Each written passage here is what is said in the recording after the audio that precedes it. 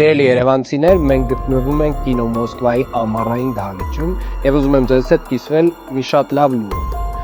Տնօրինության հետ մեր պայմանավորվածության համաձայն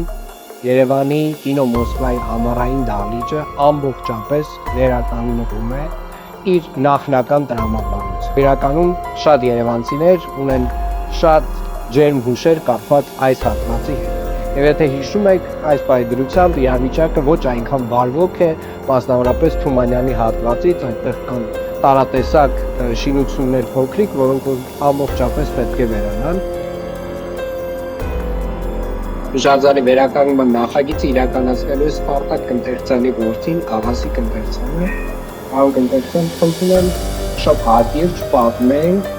ինչ է տեղի ունենալու այստեղ։ Վերջին 3 տարին մենք աշխատում ենք նախագծի վերականգնման վրա եւ 2026 թվականից մենք կմեկնարկենք նաեւ աշխատանքային ծրագրերի սկիզբը։ Դա չի նշանակում, որ մենք ուղղակիորեն իրականացնելու ենք նույնական այն նախագիծը, որ 1980-ականներին է։ Մոսկվա կինոթատրոնի ամառային դահլիճը բացի վերականգնումից պետք է նաև արդիականացվի ցանկացած արդիականացման էլեմենտ, ինչպիսի նավիրի չպիտի խախտի ճարտարապետական տեսքը։ Դա հիմնական նպատակներից է։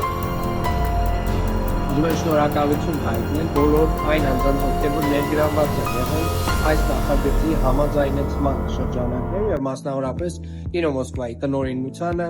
ճարտարապետին եւ մեր բոլոր գործընկերներին, ովքեր որ միասին իրար հետ աշխատել են, որպեսզի մենք գանք եւ հասնենք այս կարևոր կետին։